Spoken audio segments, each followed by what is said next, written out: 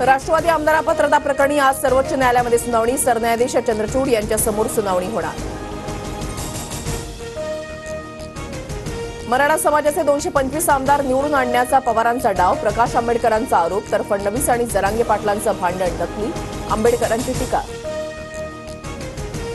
डिवचण्याचा प्रयत्न केला तर परिणाम वेगळ्या दिशेने जातील. मुंबईतून आमदाराला हाकलून द्यायची वेळ लोकांनी आणली आहे. मनोज जरांगेंचा रोख कोणत्या आमदारावर? चर्चा सुरू. खडकवासला धरणातून 22,000 क्युसेकनं मुठा नदीपात्रामध्ये पाण्याचा विसर्ग सुरू. भिडे पूल पुन्हा पाण्याखाली. नागरिकांना सतर्क राहण्याचं आवाहन. कोल्हापूरमधील पूर ओसरण्यास सुरुवात. पंचगंगा नदीच्या पुराची विमानातून टिपलेली दृश्य समोर. आजही कोल्हापुरातील शाळा आणि कॉलेजेसना सुट्टी. कोल्हापूरच्या शिरोळमध्ये पंचगंगेच्या पाणी पातळीमध्ये 1 फुटानं वाढ. इचलकरंजीमधील 1,700 नागरिकांचं स्थलांतर. काही गावांचा संपर्क तुटल्याची माहिती.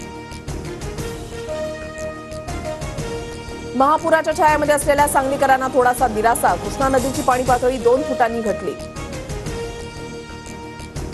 भंडाऱ्यामध्ये पुराच्या पाण्यामध्ये मक्की टोलामधील पूल वाहून गेल्याची घटना. निकृष्ट कामामुळे पूल वाहून गेल्याचा स्थानिकांचा आरोप. 31 जुलैपर्यंत मराठवाडा, नाशिक, सांगलीसह कोल्हापूर, पुण्यामध्ये मध्यम पावसाची शक्यता. तर 1 ऑगस्टपासून पुन्हा जोरदार पावसाचा अंदाज. मराठवाड्याची जलचिंता अजूनही कायम. निम्म्या पावसाळ्यानंतरही धरणांचा पाणीसाठा तळाला. धरणांमध्ये केवळ 15.78% इतकंच पाणी. वरळीमध्ये पुन्हा हिट अँड रनची घटना. ठाण्यामधल्या अत्तर व्यावसायिकाच्या गाडीनं तरुणाला उडवलं. घटनेवेळी गाडी ड्रायव्हर चालवत असल्याची माहिती. काँग्रेसच्या सुनील केदारांकडून रोखे घोटाळ्यातील रक्कम वसुलीची प्रक्रिया सुरू. 2002 साली नागपूर जिल्हा बँकेमध्ये 124 कोटींच्या घोटाळा प्रकरणामध्ये कारवाई. मनोरमा खेडकरच्या जामीन अर्जावर आज सुनावणी. शेतकऱ्याला धमकावल्याप्रकरणी खेडकर विरोधात गुन्हा. जिल्हाधिकारी सुहास दिवसे यांच्या विरुद्ध छळवणुकीची तक्रार केल्याप्रकरणी 3दा समन्स बजावूनही पूजा खेडकर गैरहजर. संपर्क क्षेत्राबाहेर असल्याची वरिष्ठ अधिकाऱ्यांची माहिती. नाशिकमधील सिटीलिंक कर्मचाऱ्यांनंतर आता पुण्यातील हडपसर डेपोमधील बस चालक संपावर. नोकर भरती नियमित करण्याची मागणी.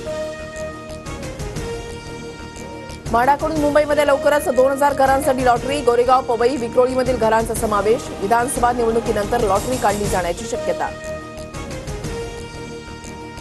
मुंबईकरांना दिलासा. आजपासून 10% पाणी कपात रद्द. पाणी पुरवठा करणाऱ्या धरणांमध्ये 73% पाणी साठा उपलब्ध झाल्यानं पालिकेचा निर्णय. सायन उड्डाणपूल 1 ऑगस्टपासून वाहतुकीसाठी पूर्णतः बंद होणार. मुंबईमध्ये वाहतूक कोंडी अधिक बिकट होण्याची शक्यता. पालघरमधील जव्हारमध्ये पर्यटकांची गर्दी. पावसाळ्यामध्ये दाभोसा, जयविलास पेलस, हनुमान पॉइंटसह इतर ठिकाणचे निसर्ग सौंदर्य खुललं. दिल्लीमध्ये तळघरातील 13 coaching centre seal. IAS coaching centre दुर्घटनेनंतर MCDची कारवाई. MCDचे अतिरिक्त आयुक्त तारिक थॉमस यांची माहिती. ऑलिम्पिकमध्ये दुसऱ्या दिवशी भारतानं पदकाचं खातं उघडलं. नेमबाजीमध्ये भारताच्या 22 वर्षीय मनू भाकरला कांस्य पदक. 221.7 गुणांसह मनू भाकरनं कांस्य पदकावर नाव कोरलं.